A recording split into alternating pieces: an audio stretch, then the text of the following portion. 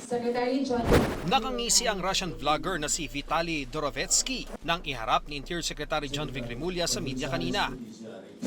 Kahit nakaposas, may pinakita pa siyang itim na booklet na hindi malinaw kung para saan. May punto ring kinuha niya ang sombrerong hawak ng isa sa dalawang bantay na agad ding binawi sa kanya. Detention facilities sa Muntinlupa. Ang kanya namang mga daliri sa kamay tila maipinapakita. At git niya nang ipakita ang mga news report at mga video ng umano'y pangharas niya sa mga Pilipino. Bahala na siya magpaliwanag sa mga nag-akusa sa kanya. Iba't ibang reklamo ang kinakaharap ng Ruso ayon kay Remulla. Kabilang ang pagtatangka umano niyang paghalik at paghatak sa isang security guard, tangkang pagkuha sa baril nito, pagkuha ng video na walang consent, at pamamahiya sa iba pang gwardya.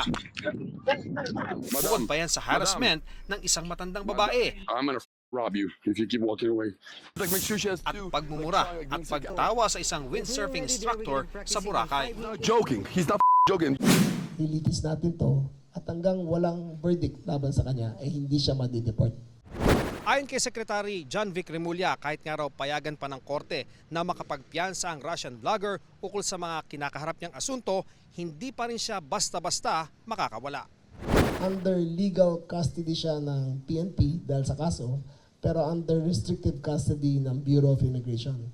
So habang walang hearing, ay doon lang siya muna kasama ang Bureau of Immigration as an undesirable alien. May batas kasi ang Bureau of Immigration na pwede sila mag-hold ng kahit sinong undesirable alien. Hinahanap pa rin ang taong nagsilbing cameraman ng Russian vlogger. Mananagot siya sa batas dito sa Pilipinas.